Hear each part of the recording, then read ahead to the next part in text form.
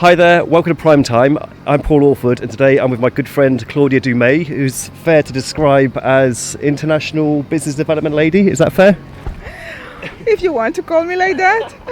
Thank you, Paul. Thank you for the invitation. It's a pleasure to be here with you. Well, the pleasure really is all mine, because I know you're a lady who flies around the world a lot, which will probably cover a lot of this anyway in this conversation. Hopefully people can understand that it's really, really hard to get you for 10 minutes. So I think the best thing to do, Claudia, is start at the beginning. Really, how did you kind of get into business development? Well, it wasn't planned to begin with. I just started at a very young age. I am an entrepreneur. I opened a restaurant, a Brazilian restaurant that was the first in Cyprus of that kind of cuisine. And then many years later, I got into the Forex industry as a business development, and basically I had the opportunity to join an FCA regulated broker who was based in London, and started with the first finance magnates in London in November 2015, and from then on I kind of developed my own network and started traveling around the world, organizing seminars and expos, and developing the markets for different brokers. Okay, so when people start in business development, it's always quite hard. Like, what tips would you give them, especially if it's a new market, they've come into it, new brokerage, etc. What tips would you give? If, let's face it, most brokerages are cheap. You know, they don't give out too much money. So how would you start off your network?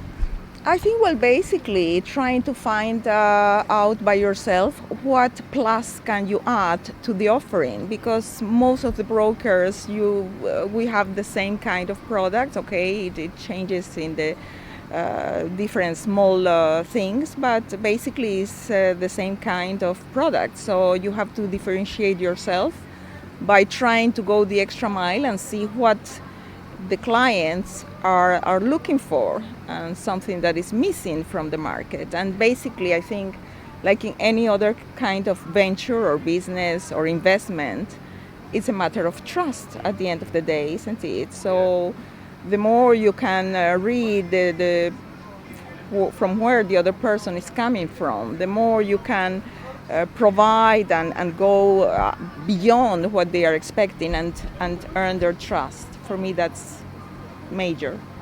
So not a lot really has changed, and I don't mean this in a bad way, from when you're in the restaurant industry, you know, where it's hard to get people to come in because there's so many restaurants around, you know, and you do develop them people skills and to read humans as well, which is always very hard to do.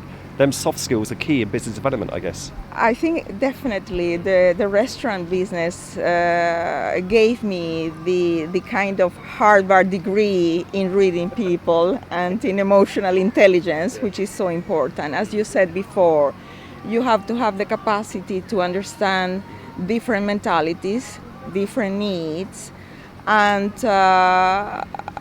have the empathy to be able to exceed their expectations. Yeah.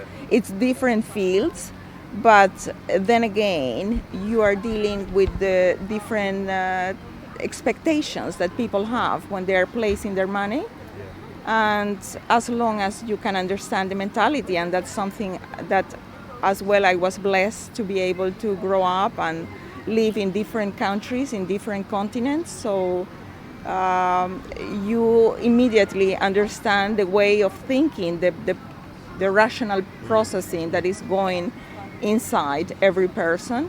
And yeah, I think that from then on, hard work, consistency, and a passion, like in anything, passion for what you're doing. I think the key word there, which I would always say gets people a long way, is consistency, because everybody always comes out the gate like a bull. You know, but it's about doing it a year later, 2 years later, 3 years later. You know, nothing happens overnight, and especially in such a competitive industry as the one we are talking about.